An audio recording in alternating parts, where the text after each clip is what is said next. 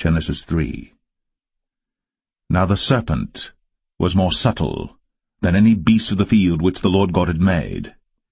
And he said unto the woman, Yea, hath God said, Ye shall not eat of every tree of the garden? And the woman said unto the serpent, We may eat of the fruit of the trees of the garden. But of the fruit of the tree which is in the midst of the garden, God hath said, Ye shall not eat of it, neither shall ye touch it, lest ye die. And the serpent said unto the woman, Ye shall not surely die. For God doth know that in the day ye eat thereof, then your eyes shall be opened, and ye shall be as gods, knowing good and evil.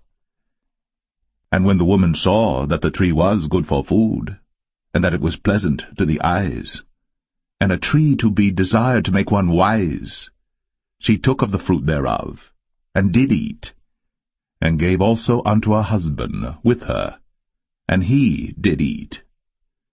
And the eyes of them both were opened, and they knew that they were naked. And they sewed fig leaves together, and made themselves aprons. And they heard the voice of the Lord God walking in the garden in the cool of the day. And Adam and his wife hid themselves from the presence of the Lord God amongst the trees of the garden. And the Lord God called unto Adam, and said unto him, Where art thou? And he said, I heard thy voice in the garden. I was afraid, because I was naked, and I hid myself.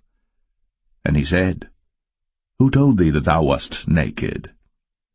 Hast thou eaten of the tree whereof I commanded thee that thou shouldest not eat? And the man said, The woman, whom thou gavest to be with me, she gave me of the tree, and I did eat. And the Lord God said unto the woman, What is this that thou hast done? And the woman said, The serpent beguiled me, and I did eat.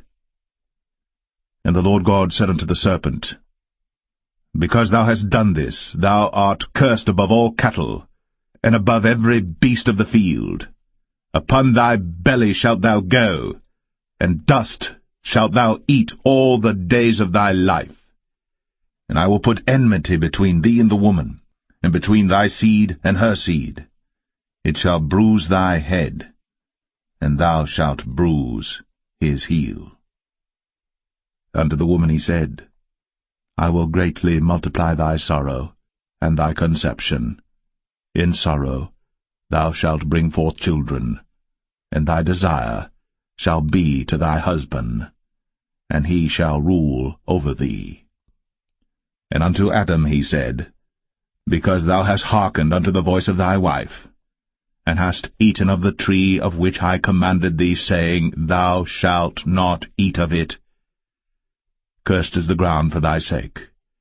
In sorrow shalt thou eat of it all the days of thy life. Thorns also, and thistles shall it bring forth to thee, and thou shalt eat the herb of the field. In the sweat of thy face shalt thou eat bread, till thou return unto the ground. For out of it wast thou taken, for dust thou art, and unto dust shalt thou return. And Adam called his wife's name Eve, because she was the mother of all living. Unto Adam also and to his wife did the Lord God make coats of skins, and clothed them.